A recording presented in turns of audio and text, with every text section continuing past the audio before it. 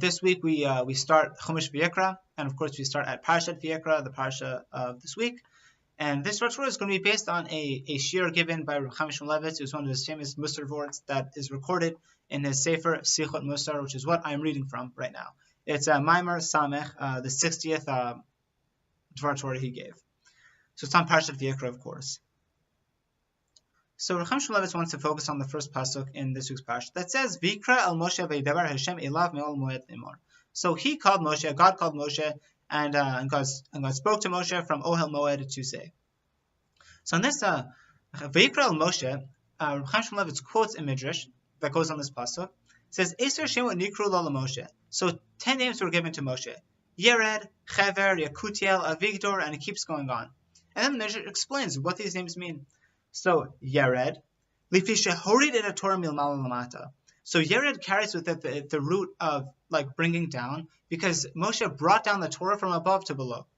Or Chever, why Chever? Because Chever comes from the root Chibur, which means connection. So Shechiber Habanim Lavim Shebashamayim. Moshe is called Chever because he connected the children to their father in heaven. So now Reb Chaim Shmulevitz moves on and starts asking, why is Moshe called Moshe? I mean, in terms of why does God call Moshe Moshe? Why doesn't God use one of these other greater names? I mean, after all, the name Chever and Yered are much more grandiose in its title of Moshe. Instead, Moshe calls him Moshe. Why? So that's question one. And question two is Moshe isn't even actually a name. Moshe is really just an acronym for what Batya called him. That is to say, she called him Moshe because Kimin Hamayim Ishitu, because I drew him from water. So why is God choosing to call him Moshe? That's the question. So from this, Reb Chaim Shmulevitz lays out an important yesod. That's because we need to place this whole event into context. So Batya, the daughter of Paro, drew Moshe from the water. Now what was the context here? So Paro had issued an edict to say that I'm going to kill all of the males of the Jewish people. Now the Jewish people were acting as his slaves. So what Paro was doing was he was effectively annihilating his entire future labor supply. If he was doing this, he must have perceived these sons as a huge threat to him. I mean, after all, he was the emperor of Egypt, was probably the greatest ruler and the most powerful ruler of the ancient world, and even so, he felt this threat. His daughter certainly knew of the threat he felt, and even so, she still went and saved this child who she knew was a Jewish child.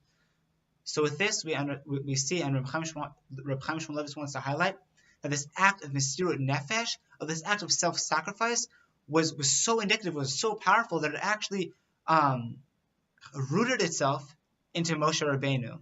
The act that saved him was imbued with such self-sacrifice that it effectively became his greatest title. Because as we saw a couple of weeks ago in Kitisa, Moshe himself, he thought that the Jewish people were done after they had worshipped the golden calf. Once he saw that God was giving him an opening, he immediately leapt forward and started to pray on behalf of the Jewish people.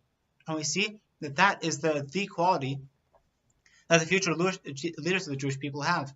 The same midrash goes on and starts quoting, what was so great about David? Why did God choose David? Because when David was tending his flock, he found a good pasture.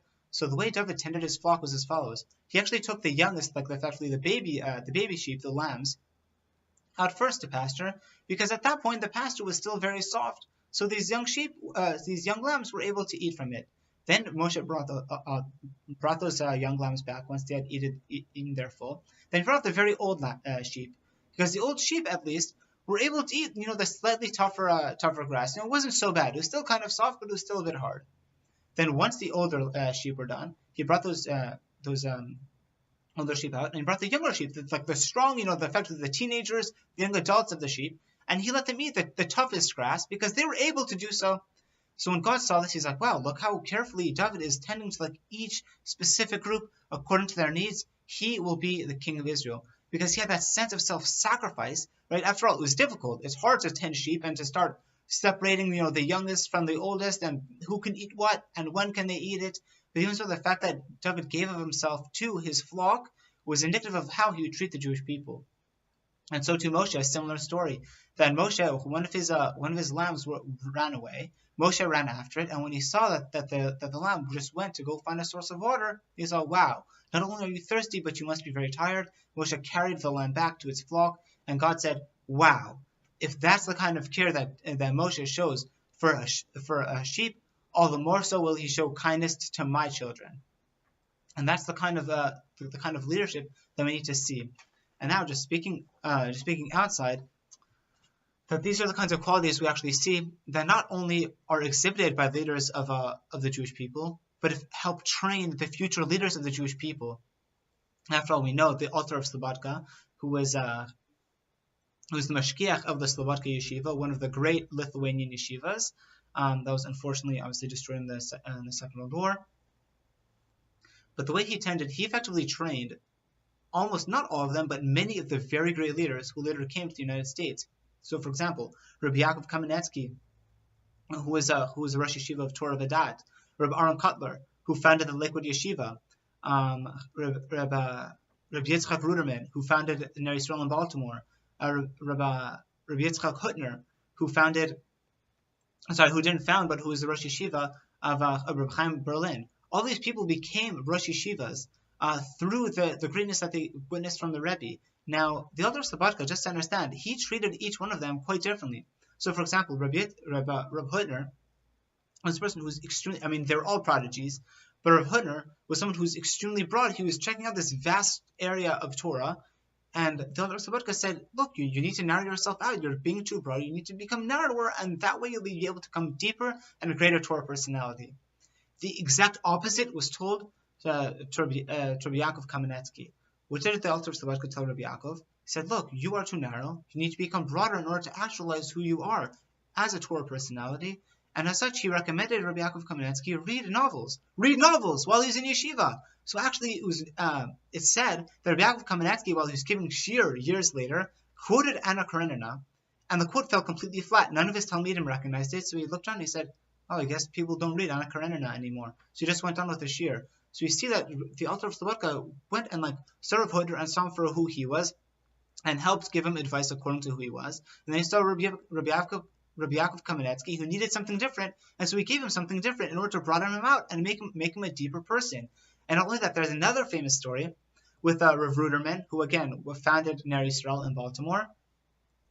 And Rav Ruderman had apparently been saving up money for many years, pennies at a time, so that he could eventually buy himself a beautiful pair of tzitzit, right? He was about 13, I think, when he bought it. And once he was finally able to purchase it, I think for his bar mitzvah, he went to the altar of Slobodka, who was his Rebbe, and he said, Rebbe, look what I've done. It took me a lot of time to save up money. I bought this pair of tzitzit. Aren't you proud of me? And the altar of Slobodka looked at him and said, why didn't you give it to tzedakah? So you can imagine, Ruderman was crushed. He's 13-year-old. He was excited. He had finally, made this investment and bought a pair of tzitzit. So, looking crushed, an older bacher came to him and he said, Yitzchak, what's wrong? So Yitzchak told him. He said, look, I've been saving money for so long. I given of myself to buy this pair of tzitzit, and I showed it to the altar of Slobodka, and he told me that, why don't you give it to tzedakah? So the older bacher explained. He said, well, hang on, notice that the altar of Slobodka didn't disapprove of what you did. He simply asked you a question. Why didn't you give it to tzedakah? Now, why did you ask you this? Because he's trying to make you think of the different options. What else could you have done with this money? He's not saying don't buy tzitzit. He's just saying before you buy the tzitzit, think of all the other things that you could do. And then once you've thought of all the potential options and you've chosen on one option, then fine. But you have to think through what you're doing. And it was through the author of Slobodka being able to see what are the needs of each one of my Talmidim and being able to give of himself to those students. He effectively trained the future leaders of the Jewish people. And with that, a lot to say. Shabbat Shalom. Good Shabbos.